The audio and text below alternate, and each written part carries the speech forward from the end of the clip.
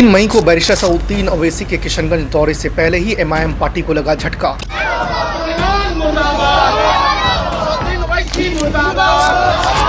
दिग्गज कार्यकर्ताओं ने सामूहिक तौर से दिया इस्तीफा। नंबर चलाना चाहते हैं, दलालों को साथ में रख करके चलाना चाहते हैं। मुख्य रूप से सामने आए मासूम रजा एमआईएम के कार्यकर्ता। उन्होंने सीधे तौर पर एमआईएम के प्रदेश अध्यक्ष अख्तर इमान से गला कटाना पसंद करेंगे, वो हमें गोली मार दे वो पसंद कर देंगे। तमाम कार्यकर्ताओं ने अपने गुस्से पे काबू न रखते हुए कहते हैं कि 17 केस मेरे ऊपर है, कहता है कि 100 केस करवा दूंगा, हरिजन एक्ट का केस करवा दूंगा। 3 मई को बैरिस्टर सऊद्दीन ओवैसी के किशनगंज दौरे से पहले ही एमआईएम पार्टी को लगा झटका। कई दिग्गज कार्यकर्ताओं ने सामूहिक तौर से दिया इस्तीफा। पार्टी के विरोध करते हुए, पार्टी के खिलाफ नारा लगाते हुए उन्होंने पार्टी को कह दिया है अलविदा। यहाँ दोस्तों, मैं रज़ी अहमद और आप देख रहे हैं वॉइस इंडिया 24/7। दोस्तों, आपको बता दें कि तौसीफ आलम कांग्रेस के पूर्व विधायक एमआईएम पार्टी ज्वाइन करते हैं। ज्वाइन करने के बाद उन्हें सीधे तौर पर जो है टिकट दे दिया जाता है।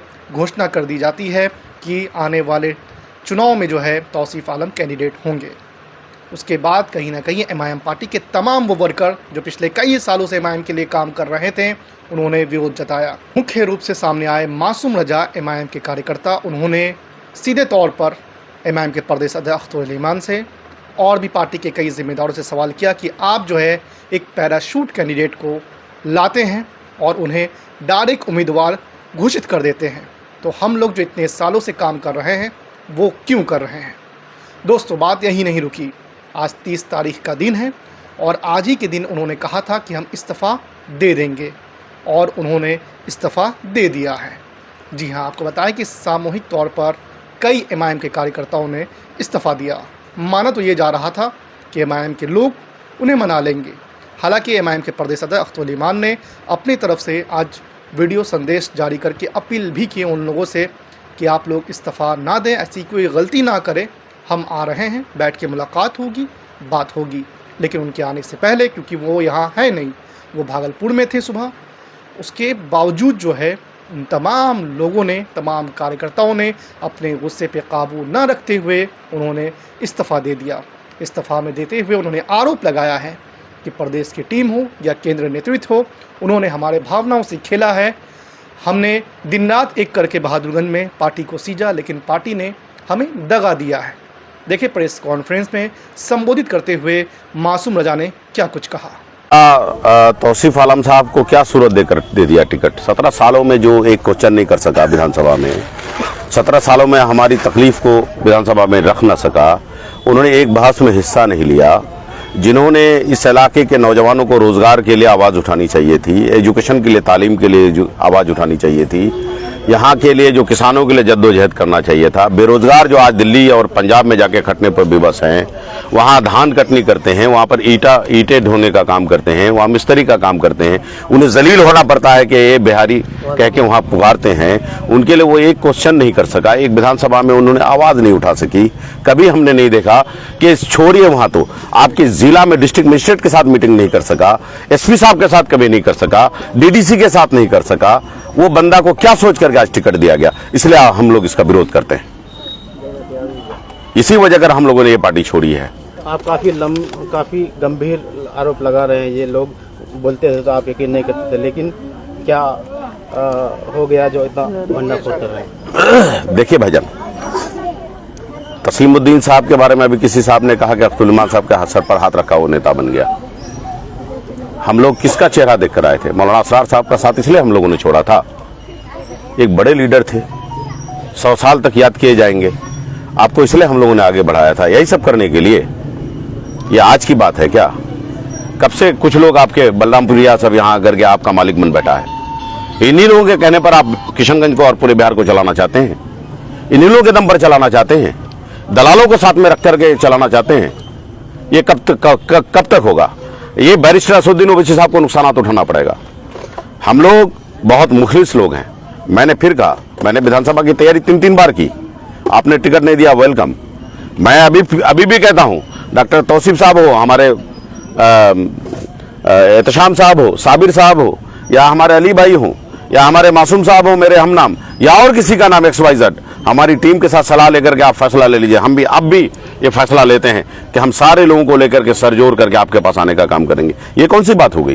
तौसीफ साहब का शुरू से हम लोग इग्नोर कर रहे हैं कि तौसीफ साहब के अलावे जिस शख्स ने अभी ऑडियो वायरल हुआ है जिसका कहते हैं कि 17 केस मेरे ऊपर है, कहता है कि 100 केस करवा दूंगा, हरिजन एक्ट का केस करवा दूंगा, और संविधान का खिलाफ वो भाषा है कि आरटीआई का जवाब मैं नहीं दूंगा, मैं यहाँ का पूर्व विधायक रह चुका हूं, मेरा भाई चेयरमैन है। इस तरह का भाषा है, इस तरह की भाषा बोलेगा क्या एक विधायक?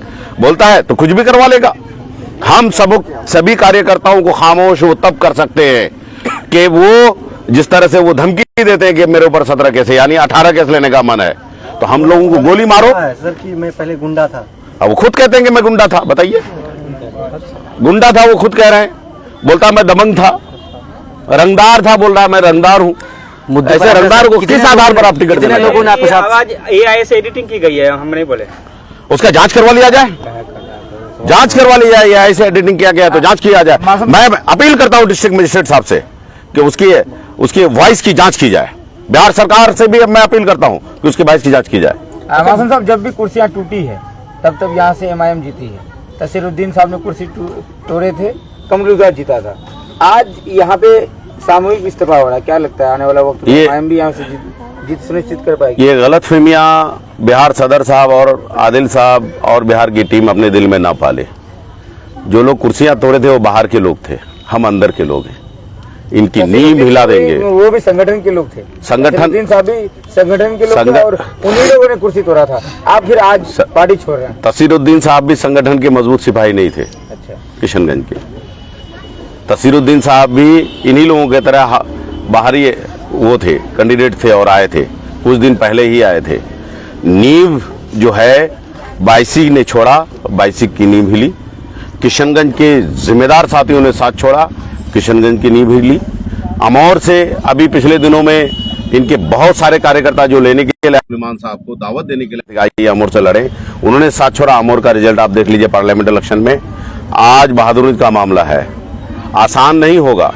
ये अंदरूनी मामला है हमारा। हम लोग बाहर का आदमी नहीं, हम लोग कुर्सी तोड़ने वालों में से नहीं है। हम लोग उतना जलील भी नहीं करेंगे। हम लोग अब तक अपनी जबान को कंट्रोल रखे हैं, बहुत सारी बातें जानते हैं, बहुत चीजें हैं हमारे पास मौजूद हैं। बंद दरवाजे में क्या क्या हुआ पिछले दिनों में भी कुछ लोगों ने हम लोगों के साथ बोला है, अभी भी एहतराम करते हैं। हम लोग दायरा को लांघना नहीं चाहते हैं। सर बहुत चीजों से क्या मतलब कि पिछले बार जो टिकट का मामला हुआ था, जो आरोप लग रहे थे 30 केजी चिकन, 50 केजी चिकन, ये चिकन वाला जो मामला था ये सच्चाई था? मैं फिर कहता हूं कि मैं बहुत चीज को दफन कर रहा हूं, मैं सीमा रेखा लांघना नहीं चाहता। 3 तारीख को अवैसी साहब आ रहे हैं, उस प्रोग्राम को लेकर क्या वो इसको तौसीफ आलम को यहाँ पर फिर से उनका पैर जमाने का कार्यक्रम है, जिसका हम लोग घोर विरोध करते हैं। वो गलत है जो यहाँ पर दिया जाता है। देखिए 3-4 तरह का बयान आ जाता है उसमें। इश्तियाक साहब कहते हैं कि तौसीफ साहब को यहाँ पर माला पहनाने के लिए, ताजपोशी के लिए आ रहे हैं, और फिर खुद तौसीफ साहब का बयान आता है कि वक्फ बिल पर जो मामला है उसके लिए आ रहे हैं। और फिर एक बयान और आ जाता है, हमने देखा एक सीनियर लीडर का ही हमारी पार्टी का, कि कहते हैं कि वो जो जम्मू एंड कश्मीर में जो कत्लेआम हुआ उसकी निंदा करते हैं, हम भी करते हैं।